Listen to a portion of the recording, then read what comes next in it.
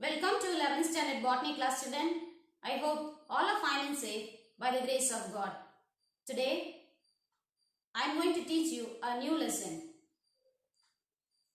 Before that, let me ask you a few questions.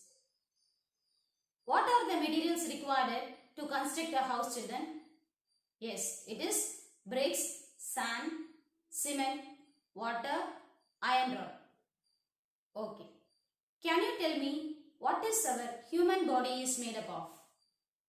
Yes, it is made up of cells, tissue, organ and organ system. In our lower classes, we studied that dash is the basic structural and functional unit of living organisms. Yes, it is cell. Cell is the basic structural and functional unit of all living organisms. Is it not? So, today we are going to enter into a new lesson called Cell, the unit of life. Cell, the unit of life. Cell, it is a Latin word. It is a Latin word celli, which means a small compartment, which was first used, this word was first used by Robert Hooke in 1662. Robert Hooke in 1662. Meaning what? Cell means what? Small compartment. Okay. Now, let us discuss the discovery of cell. Discovery of cell. Let us begin with Aristotle. Aristotle, he was the first person to recognize that plants and animals, they consist of structural units. Okay, they consist of structural unit, but he did not explain what it was. Okay, and the next person called Robert Hooke in 1660s. Okay, 1660s, he observed a honeycomb like structure under a microscope. Okay, and he is the one who named that as cell in cork tissue. In cork tissue. And then next person called Anton van Leeuwenhoek. Anton van Leeuwenhoek, he observed the unicellular particles. Okay, he observed the unicellular particles and he named that as animalcules. Animalcules, small animals, which means what? Small animals. And then next person is scientist is Robert Brown. Robert Brown, he observed a spherical body inside the cell. He named that as nucleus. He named that as what? Nucleus. Next is called H.J. Dutrojet. H.J. Dutrojet, he is a French scientist. He is the one who gave an idea to cell theory. Who gave an idea to cell theory. Next one is called German botanist and German zoologist, that is Matthias Schleiden and Theodor Schwann. They both proposed the cell theory. And next person called Rudolf Virchow. Rudolf Virchow, he explained the cell theory. And also he added a feature that all cells, that is by adding a feature that all living cells arise from pre-existing living cell. All living cells arise from pre-existing living cells by cell division. So with this we complete the discovery of cell. Okay, starting from Aristotle till Rudolf Virchow. Okay, he first recognized the plants and animals consist of what? Structural units. Rudolf Virchow stated that all living organisms, living cells, they arise from pre-existing living cells by cell division. Okay. Microscope. It is an inevitable instrument which is used to study the cell and subcellular structures. Okay. It also helps in viewing microorganisms.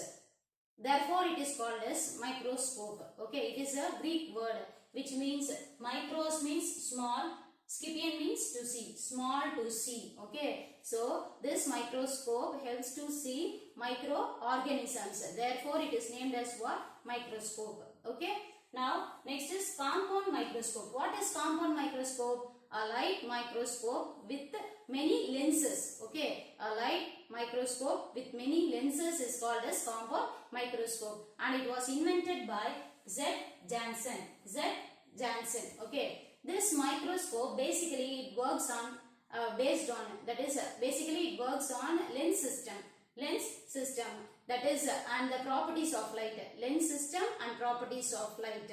Okay, so lens system, it is that is such as magnification, reflection and numerical aperture. So based on these three lens only it works. Okay, reflection, magnification and numerical aperture. So microscope works on the principles, that is properties of light and then lens system.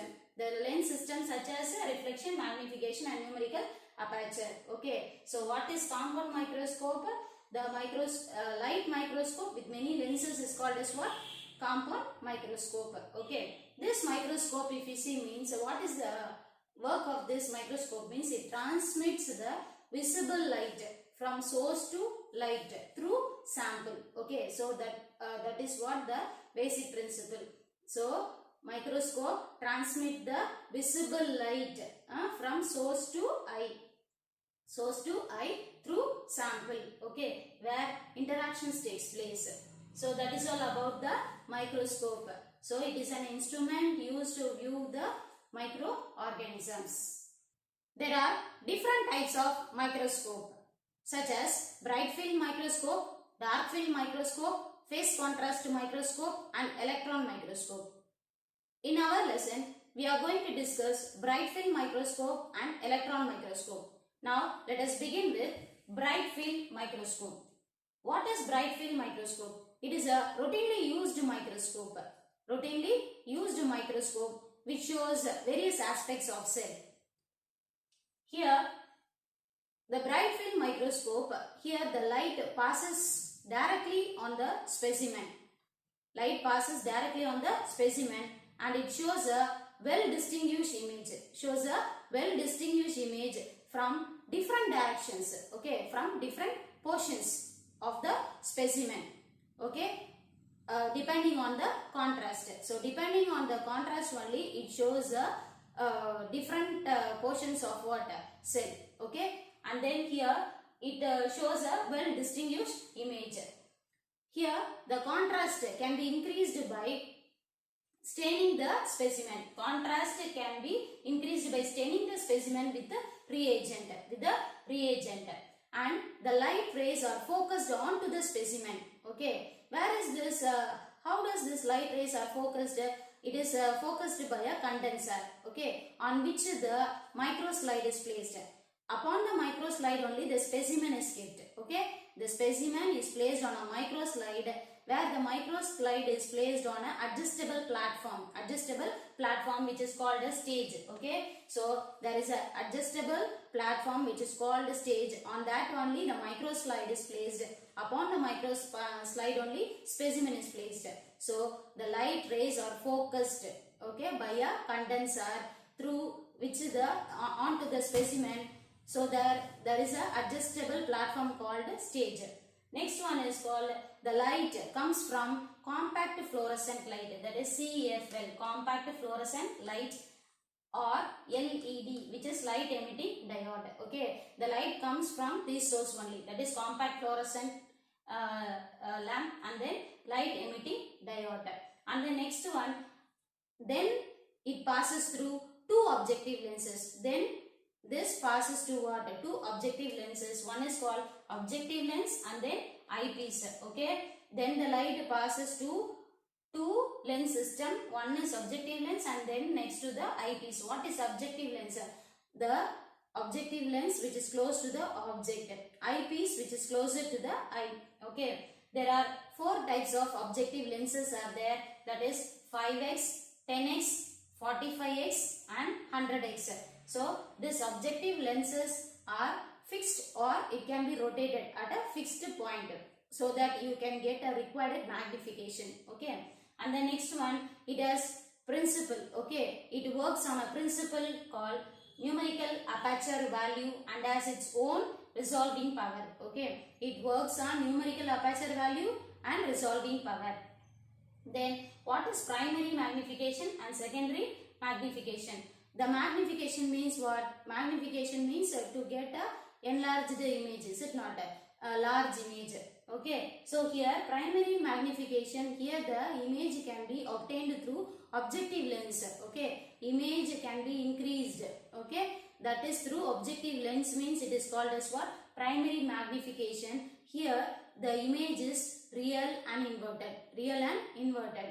If the image is magnified through eyepiece, means it is called as secondary magnification.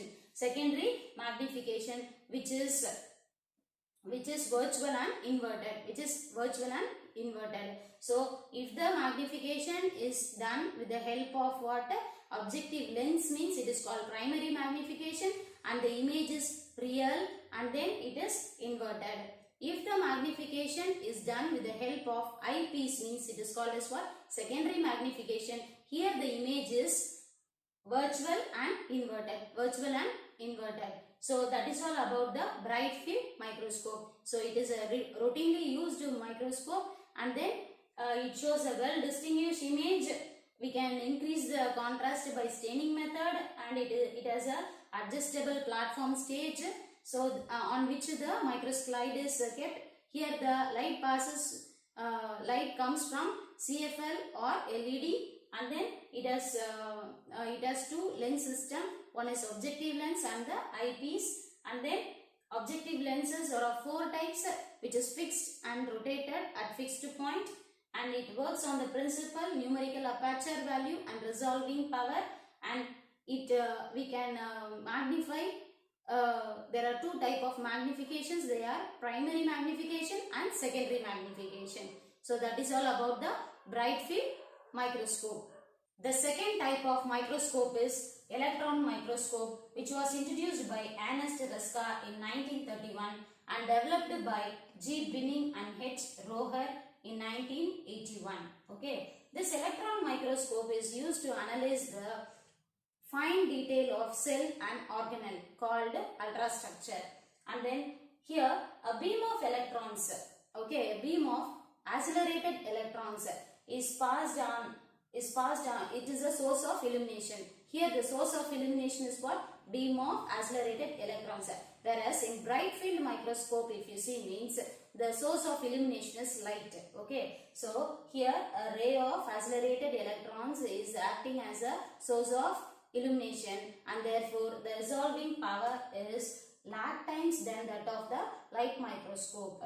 Okay, and here the specimen to be viewed under microscope is dehydrated and impregnated. Okay, so these two has to be done, that is dehydrated and impregnated with electron opaque. Okay, with the electron opaque chemical like gold or palladium. Okay, so after that only, this is essential because it has to withstand the electrons. This is essential for withstanding electrons and for the contrast of the image. Okay, so this has to be done. The specimen is to be viewed under the microscope is dehydrated and impregnated with the electron opaque chemicals, so that we can get a contrast of the image as well as the electrons can withstand.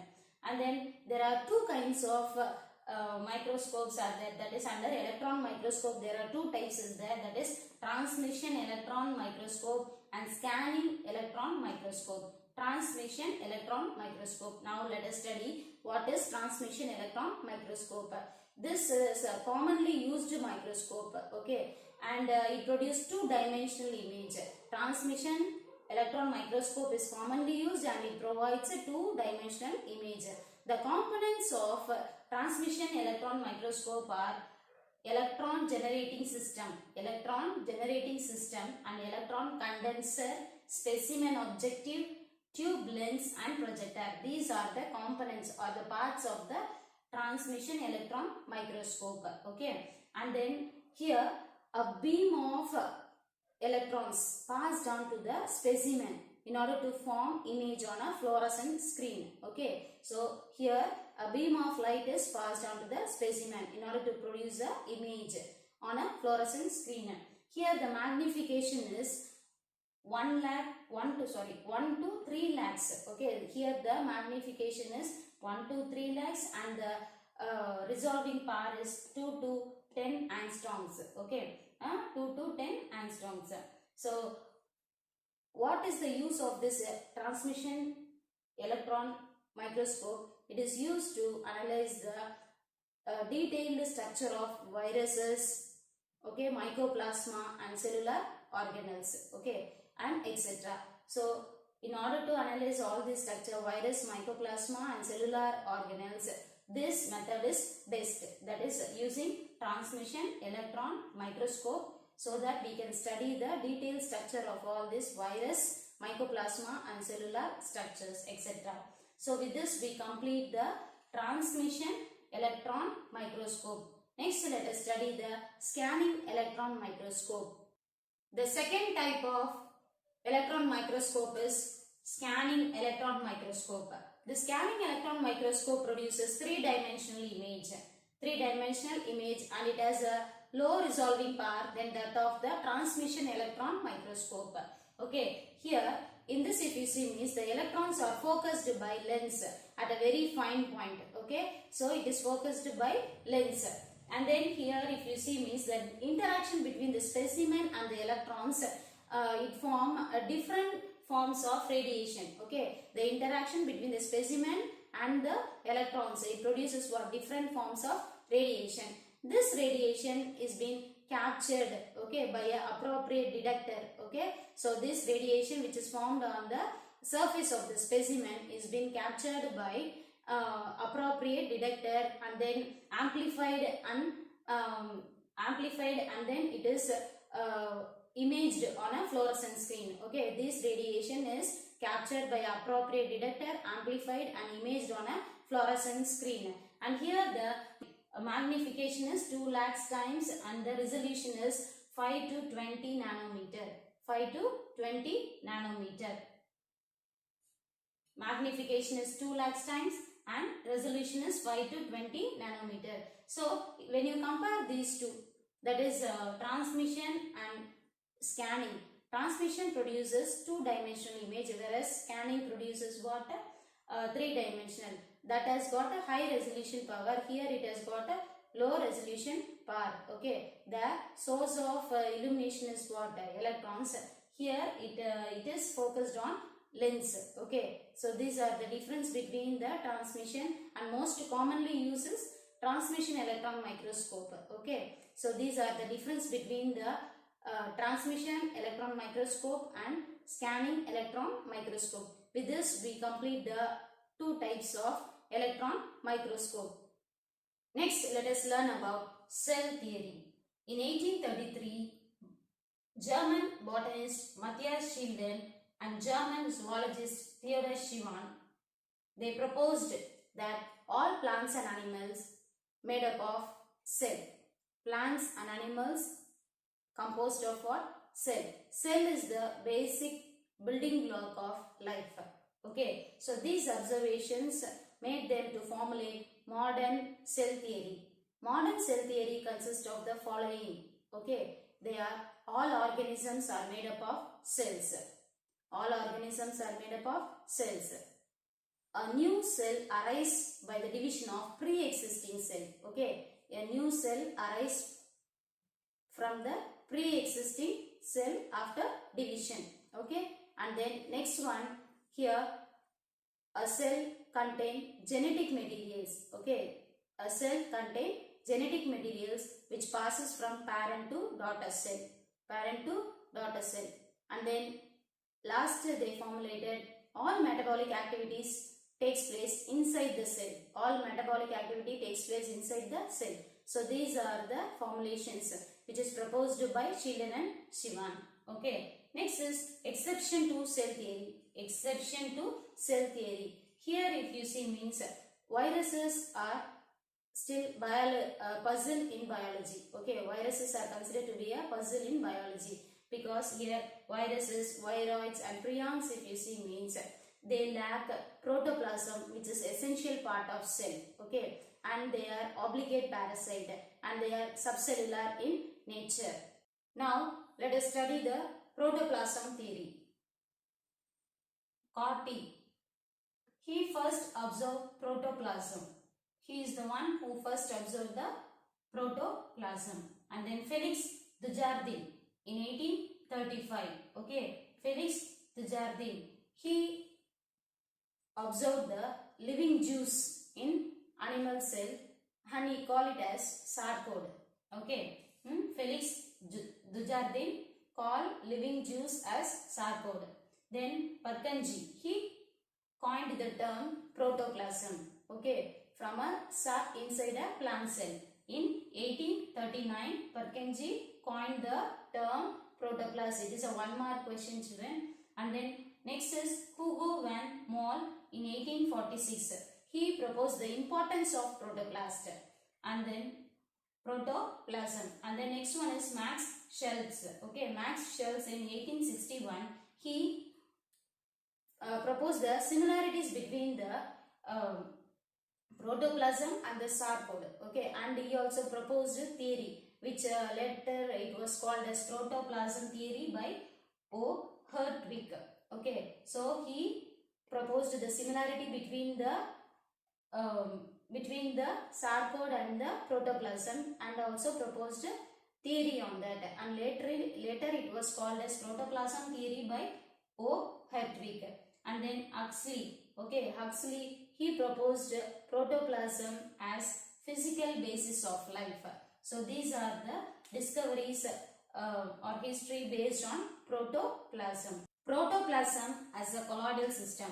Protoplasm is a complex colloidal system which was suggested by Fisher in 1894 and Hardy in 1899.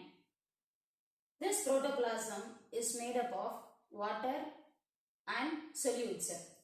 Here, solute may be of biological importance of glucose. It may be of glucose, fatty acid, amino acid, hormones, vitamins, minerals and enzymes. Okay, and this protoplasm may be homogeneous or heterogeneous, which form the basis of colloidal particles. Okay, colloidal in nature. And then physical properties of protoplasm. This protoplasm exists either in gelation or solution, that is semi-solid or liquid. Either as semi-solid state as gel or liquid state as sol. This gel can form sol by solution, and then the sol can change into gel by gelation method. So these two, gel and sol, okay, the gel sol conditions are the prime base for the mechanical behavior of cytoplasm. Protoplasm are translucent, odorless and polyphasic fluid, and then it forms a crystal colloid solution. That is by the combination, it is a combination of or a mixture of chemical substances and forms crystalloid. And this protoplasm exists mainly as three phenomena, which is Brownian movement, amoeboid movement, cytoplasmic streaming or cyclosis. The pH of protoplasm is around 6.8 and also it contains 90% of water. Protoplasm consists of 34 elements are present in protoplasm. Out of that, 13 elements are main or universal elements. Protoplasm neither a good nor a bad conductor of electricity. Protoplasm neither a good nor a bad conductor of electricity. Cohesiveness, okay, cohesiveness, that is here molecules, they attach with each other by forces. Molecules attach with each other by forces. Then contractility. Contractility is very important for protoplasm for absorption and removal of water, especially during stomatal operations. So contractility is very important. And then surface tension. Surface tension here, if you see, means the proteins and lipids have less surface tension, so that it is found on the surface forming membrane. Okay, so proteins and lipids have less surface tension, so that it is found on the surface and forming a membrane, whereas chemical substances inside the protoplasm have high surface tension, so that it is found in the deeper parts of the cell. So these are all the prime bases. Okay, Children, next let us learn about cell size and shape. We know that all cells are not same. Cells vary in size, shape and function. Group of cells with similar structures, they are called as tissues. They form similar functions. This group of tissues join together to form similar function called organ. Group of organs form organ system. Organ system coordinates together and form organism. So, group of cells form tissue. Group of tissue forms organ. Group of organs form organ system, and organ system coordinate together to form organism. We also know that shape of cell vary greatly from organism to organism as well as within the organism itself. In bacteria, we have studied different shapes of bacteria, that is cocky shape, spiral shape, comma shape, vibrio, all these are different shapes of bacteria. In virus, we studied round shape, hexagonal, T-shape, etc. In fungi, globular, elongated shape and then cylindrical, all this. In plants and animals, there are different shapes of cells such as parenchyma, mesophyll, palisade, trachea, fiber, epithelium and so on. So, these are the different shapes of cell. Size of the cell also vary under different microscopes such as ultra microscope, light microscope and naked eye. It may be of units like a meter, centimeter, millimeter, micrometer, nanometer and angstrom. So, virus can be seen under ultra microscope such as mycoplasma, bacteria, all this. Under light microscope, we can observe RBC, plant cell, all this. With our naked eye, we can see hen's egg, ostrich egg, etc. So, with this, we complete the size and shape of cell. Next, let us learn about the types of cell. So, on the basis of cellular organization and nuclear characteristics, the cell can be divided into three types. They are prokaryotes, mesokaryotes and eukaryotes. Prokaryotes, mesokaryotes and eukaryotes. What is prokaryotes? Prokaryotes here, primitive nucleus, the organism with the primitive nucleus. They are called as prokaryotes. Okay, pro means primitive, karyon means nucleus. Here, the DNA which lies in the nucleoid, which is not bounded by the nuclear membrane. Nucleoid is not covered by nuclear membrane. Therefore, it is not a true nucleus. It is a primitive type. And here, the DNA is without histone proteins. DNA is without histone proteins. Then mesokaryotes. It was first proposed by Dodge, scientist Dodge in 1966 and with his co-workers. What is mesokaryotes? It is intermediate between prokaryotes and eukaryotes. And these contain well-organized nucleus with a nuclear membrane, and DNA is also organized into chromosome, but here there is no histone protein. Okay, so well-organized nucleus is present, but DNA is organized into chromosome, but without histone proteins. And next one is eukaryotes.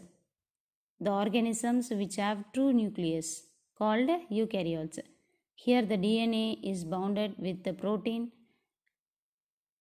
bound histones. Okay, so these are the three differences, and also membrane bound organelles also present. Few organelles may be arising by endosymbiosis, which is a cell living inside another cell. Endosymbiosis means a cell living inside another cell, that is called as endosymbiosis. Now let us study the comparison between the types of cellular organization: prokaryotes, mesokaryotes, eukaryotes. Size of the cell, here it is 1 to 5 micrometer. Prokaryote size of the cell is 1 to 5 micrometer, mesokaryotes 5 to 10 micrometer, and then eukaryotes 10 to 100 micrometer. Nuclear character: prokaryote has nucleoid, that is no true nucleus, there is no true nucleus is present, whereas mesokaryotes here nucleus with the nuclear membrane, presence of nucleus with the nuclear membrane. Eukaryotes have true nucleus with the nuclear membrane. DNA, third feature is DNA. Usually DNA in prokaryote is circular without histone proteins, whereas in mesokaryotes it is linear but without histone proteins. In eukaryotes it is usually linear with the histone proteins. So first one DNA is circular, second one is linear, third one is also linear. Prokaryotes without histone, mesokaryotes also without histone, but eukaryotes with histone. Then RNA or protein synthesis. Here it couples in cytoplasm. Mesokaryotes similar with the eukaryotes. Eukaryotes, here it is present inside. RNA synthesis takes place inside nucleus, or protein synthesis in cytoplasm. Here the ribosome is 50S plus 30S, that is S is Svedberg.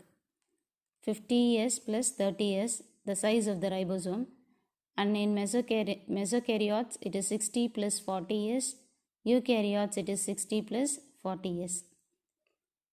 And in prokaryotes the organelles are absent. In mesokaryotes it is present, in eukaryotes it is numerous, more in number. Then cell movement. Cell movement takes place with the help of flagella in prokaryotes, gliding and flagellation in mesokaryotes, flagella and cilia in eukaryotes. Organization. Usually it represents as single cell.